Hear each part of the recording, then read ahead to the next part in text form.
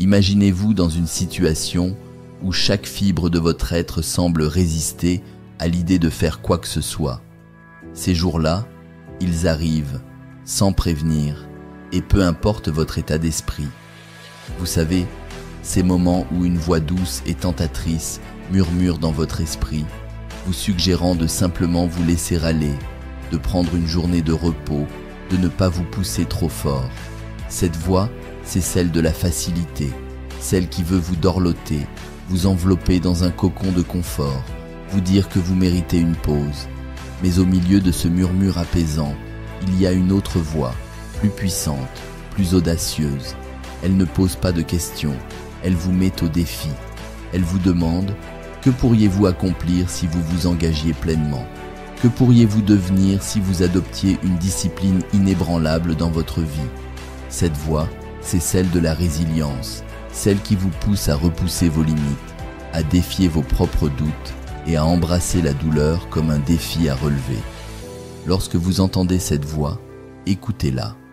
Dites non à la tentation de la facilité et laissez la voix de la résilience prendre le dessus, car c'est dans ces moments de lutte que se révèle votre véritable force intérieure.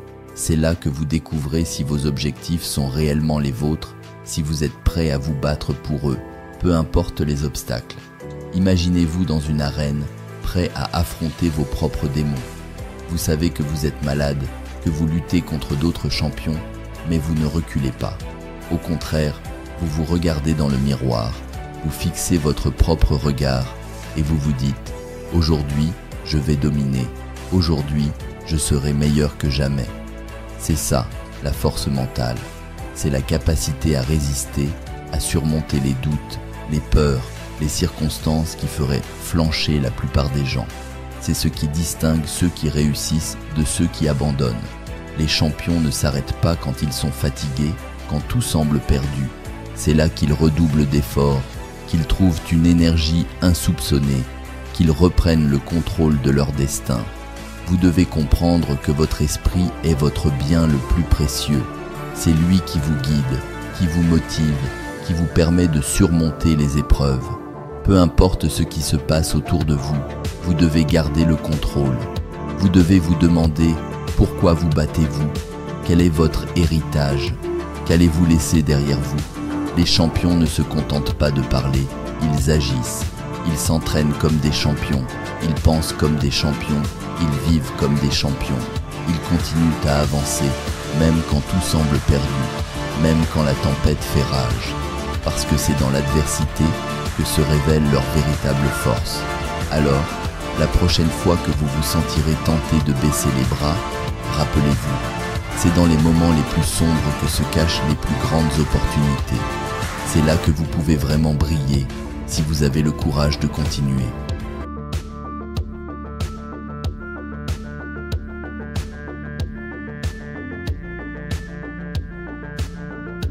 Tu sais, un homme qui est seul depuis un moment, ça ne le dérange pas d'être seul. Il mange seul sans problème, trouve des activités divertissantes et reste toujours occupé. Il ne se mélange pas avec tout le monde juste pour se sentir apprécié. Il sait ce qu'il vaut.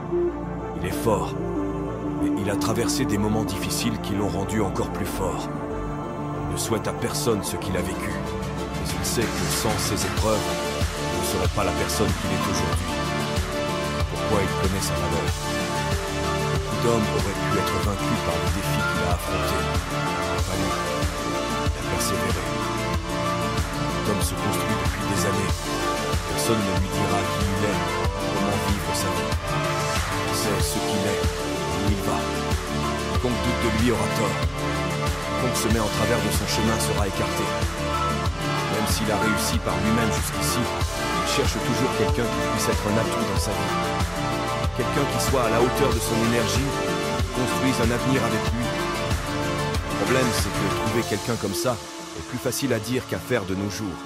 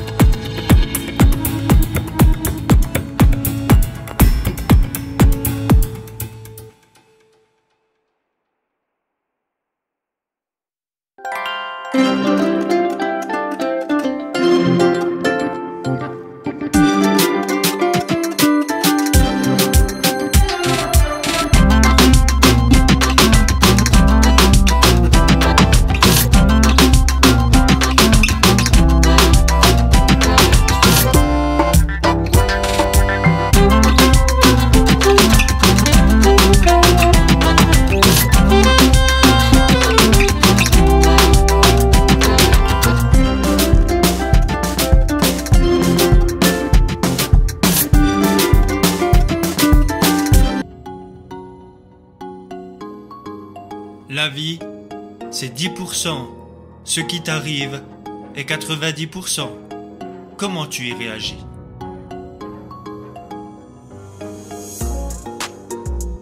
De nombreuses fois, au cours de ton existence, elle te mettra à terre pour te faire souffrir, pour que tu aies mal.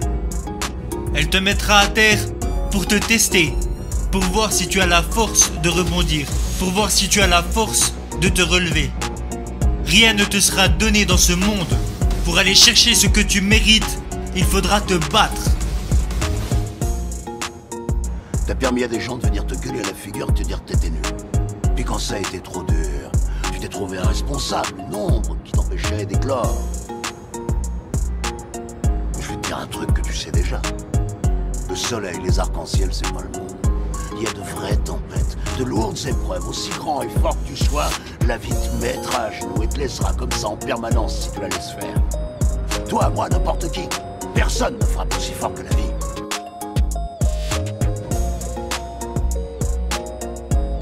Il faut que tu traînes en enfer pour que tu puisses un jour séjourner au paradis.